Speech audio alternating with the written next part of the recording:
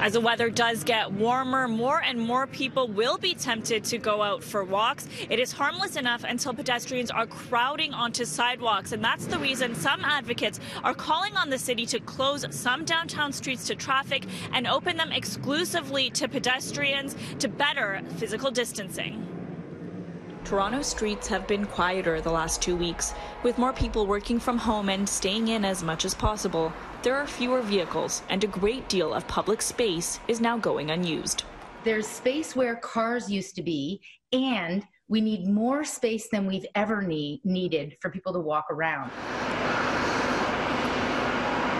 All three levels of government have been stern in their warnings about keeping at least 6 feet away from others. Crowding onto sidewalks is not an option, and some advocates say this would be an easy fix that could be implemented immediately, simply by changing the way we use existing city space. Take one of the densest corridors, for instance. According to researchers, 50 to 75% of people using Yonge Street are pedestrians, and College to Dundas is one of the busiest pedestrian areas in the entire country. So you don't have to build anything new. Just take areas of the city and put up a sign and put up a pylon and make it clear that pedestrians are expected to use the road right of way to ensure that they're keeping a physical distance from other pedestrians. It's not rocket science.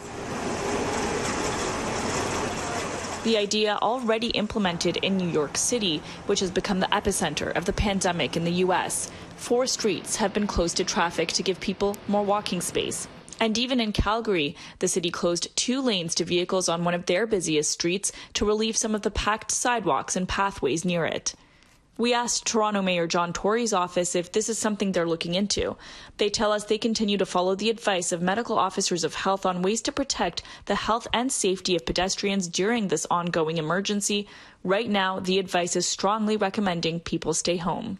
How realistic do you think it is that the city would actually implement something like this? We know it's already happening in Calgary, and New York City has even shut down some of their streets. Do you think it's something that might happen here in Toronto? Well, that's why I'm talking to you, because we need it to happen. We can fix this. It's a very quick choice.